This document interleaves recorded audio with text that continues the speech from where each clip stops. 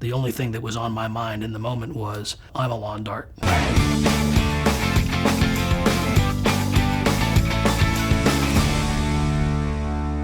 I was flying actually to the Sun and Fun air show a few years ago in early April. Was flying RV-7A and was flying from Oregon to all the way to Florida, which is a pretty good hike, and had a plan to stop in either Colorado or Oklahoma and do an overnight.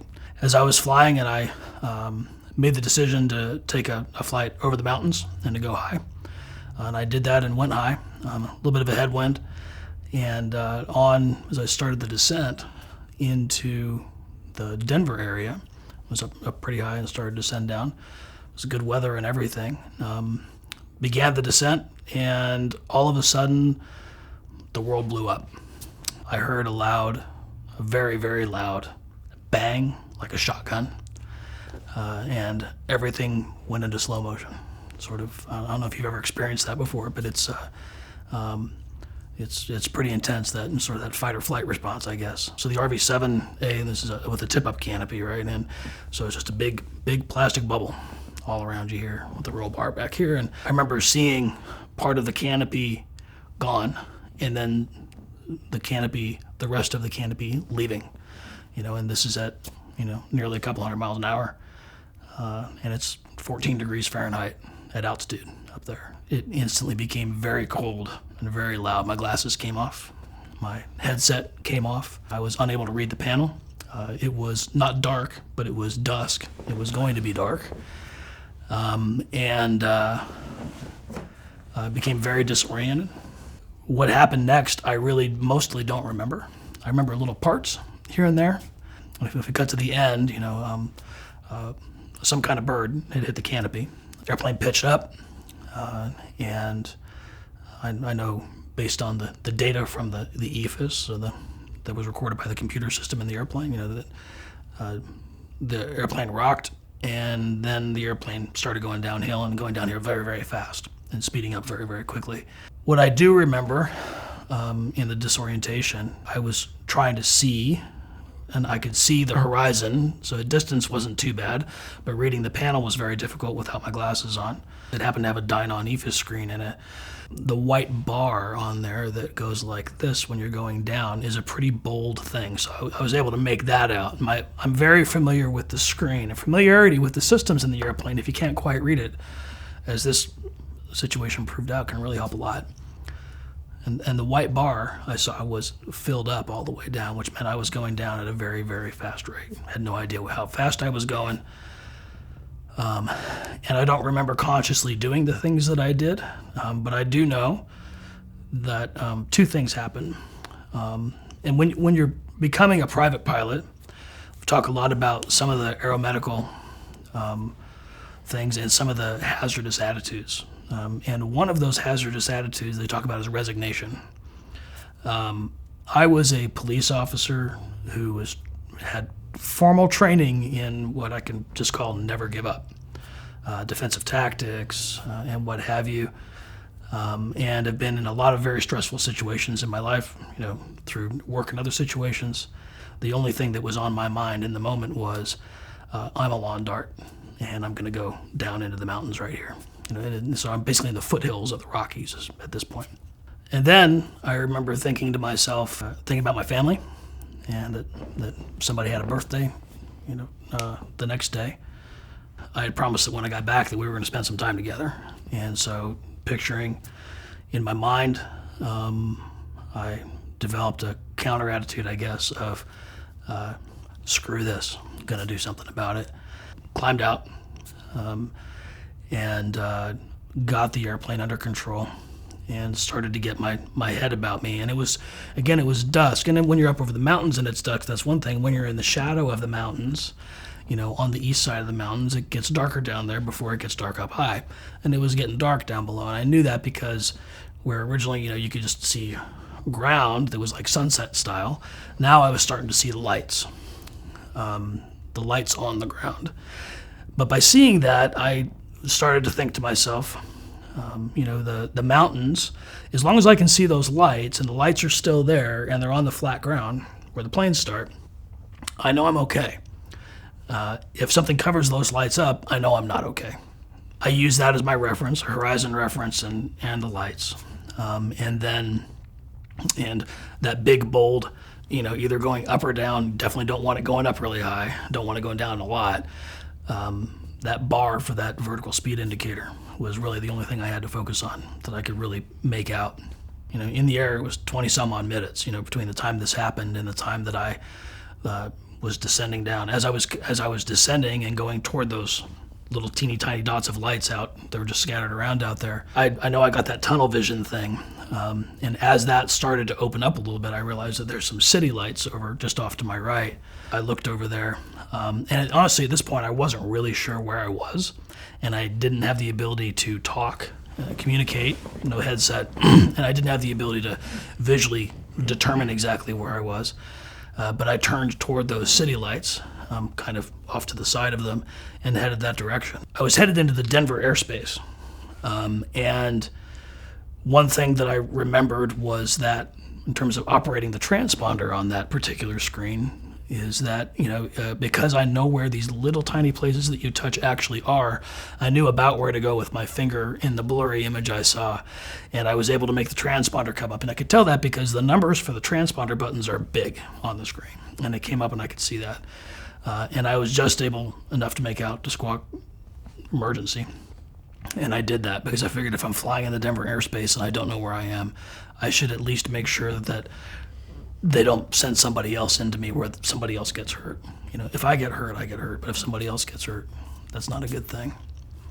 So as I'm descending down Squawk 7700 and heading downhill, and I'm getting closer to these city lights, and now it's getting warmer. And I'm flying better, and I realize that if I squint a little bit, that I can kind of make out the airspeed, and I can tell the difference between like 100 and something and when it drops down to 90 something. And then if I keep watching and the 9 goes down, then the blur looks a little more like an 8. So if I keep it in this speed, if I keep it around that 199, and just sort of let it change between those two, that's a visual indicator that I wasn't thinking this to myself. It just sort of happened, right? I'm heading toward those city lights, and off in the dark next to the city lights, I see a green flash. And then a white flash, followed by a green flash and a white flash. And I had no idea what it was, except that that's an airport. There's no lights around it. It's just green and white in the black, right? And so I don't know exactly what airport it is, but I do know that it's an airport. So I start working my way there, looking at the beacon. Again, I can't read the screen. I can't communicate. Don't know what I can do. But as I'm looking around and I'm watching the airspeed, I realize that on the map part of that screen that I can see there's a big fat green dot, which represents an airport that is VFR at the time. That's the ADS-B data coming over, right? So all of these kind of things kind of plug together. And I know that if I tap that it'll bring up a screen that'll allow me to get to comm radio and a bunch of other stuff, which I won't really be able to read. But I tap that and I know where the comm tab is. And all these things add together.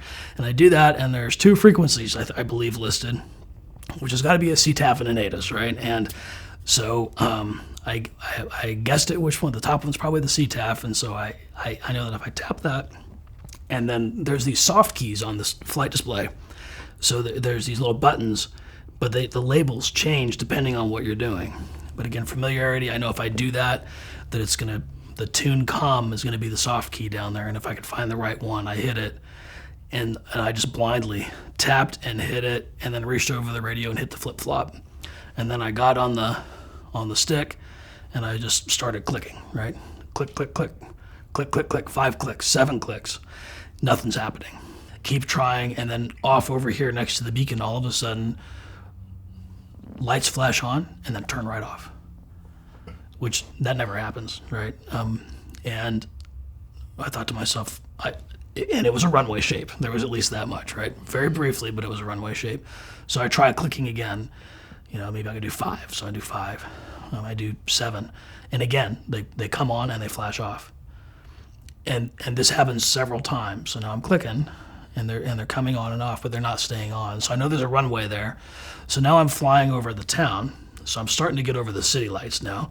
I'm in an airplane that I know is definitely damaged. It's flying. It's a little odd in pitch, very stable in roll, but mostly I'm just trying to keep it. It flies exactly where it's at, and I'm focused on the speed. The lights flashing off started to get my adrenaline going. I had flown now enough, and it warmed up enough, and things had slowed down enough. I think I had come out of that fight or flight mode enough to where I was thinking about things more than just reacting to things. And I started to get a little upset when the lights are flashing on and off. It's like I've been flying this broken airplane for, I don't know, it felt like forever at that point in time. It felt like a very short period of time and forever. And the runway lights aren't working, right? And it's dark now, right? We're in the shadow of the mountain and it's dark down there. I've made it this far, right? I thought to myself, all right, just calm down, and I realized I'm now about to fly over the city, which is not where I want to be in an airplane that I don't know how broken it is, right? I know the canopy is ripped off and broken and torn apart. I don't know if the wings are damaged. I don't know if the tail is damaged. So I made a decision. I said I need to fly back toward the dark area. So I turn around and I fly back toward the dark area and can keep an eye on where the beacon is. Lost the beacon, found the beacon, trying to click, the lights are coming on and off. Now I'm really starting to get the adrenaline of the kind of adrenaline you get when you suddenly get really, really angry about something. Doesn't happen often with me, but it happened. I was very frustrated and trying to maintain my calm because I was scared. I think I said it, I'm sure I said it out loud, just slow down, because I was starting to amp up. And I said, all right, what do you do? Fly the airplane. I said, all right, airspeed. First thing, airspeed. Check the airspeed, spend some time on that. All right, look outside, right? So attitude. All right, good. Navigate. All right, there's the beacon, there's the green dot, the blurry green dot, and then communicate, right? Okay, good. Slow down. I go, click, click, click. And okay, airspeed. I look at the airspeed, right? I'm like, all right, look outside. And the runway lights came on and stayed on. And there they were, right? And now I'm flying back over the city again. And the runway lights are coming right back here. So now I know I have a runway. So I think to myself, I just happen to be at a point where if I just did a nice turn, 270 turn, I'd be on a base leg and final and onto this runway. And so I headed out and I started to turn to the right. And then I saw the Flatiron Mountains. It was Boulder is where I was, and so and it's rocks, right? And I thought, nope, that's a little bit too close. So then I turned and I came back over and I entered a right base and final and kept the speed up enough. And long story short, I got it on the ground. And honestly, it was probably the smoothest landing that I have ever made in my life. I didn't even feel a touchdown. I heard the wheels roll, but didn't feel it at all. There's probably two important things that I realized out of this. And so the point of doing this would be to impart that, I think. Well, three things. Number one is never give up. It's human nature. The human brain works that way. When you get into that life or death or super intense situation, there is a natural tendency to just give in and give up and resign yourself to what you think is the inevitable. Don't do that. Don't do it for yourself and don't do it for everybody that loves you and cares about you. That's number one. Fight to the end, right? What did Bob Hoover say? Fly the airplane all the way to the scene of the crash, right? Number two is you will perform the way you practice. I've flown with a lot of pilots over the years. I really enjoy technical flying. I really enjoy refining skills. I really enjoy really knowing how an airplane stalls. I spend a lot of time, some people would say too much time, with this story I'll argue against that, doing emergency drills. Steep descents, unusual attitudes and recoveries, power off landings. I've even been out on a dry lake bed where literally everything's a runway and killed the power, right? And go and do it that way. Don't do it at an airport, just not cool. You will play the way you practice. And I have had a lot of experience flying RVs through my job and otherwise. And I have had intentionally practiced a lot. And I believe that those two things very, very likely made the difference between me being the lawn dart and me pulling out of the dive. When we looked at the electronic evidence, later that came from the EFIS system, it was, was reviewed and looked at and said, it was a textbook pull out of it was a 3.5G, 4G pull out of a dive.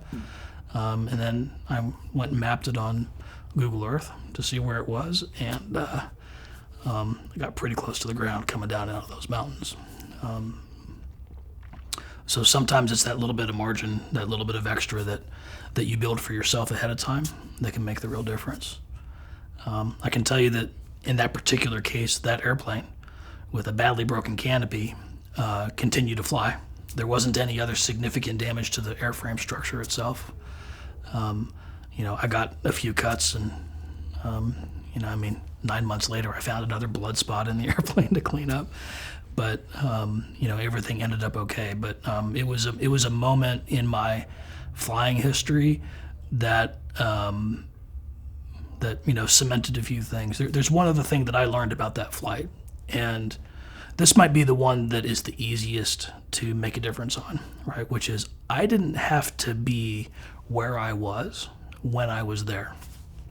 It wasn't mandatory that at dusk, right, that I be descending out of the Rockies, past the passes and everything, but descending out of the Rockies over hills where there happened to be a couple of lakes, which, I didn't have to be there. I could have taken a northern route. I could have come across over the interstate on Wyoming and then come down and do that. For some reason that day, and you know what, normally I would choose to do that, but that day I didn't. If it's 1 in a million, if it's 1 in a million chance that something's going to happen, the odds may be pretty darn small that kind of thing is actually going to happen. But when it happens to you, it's 100%. And so where you can avoid putting yourself in that situation, it's probably worth doing.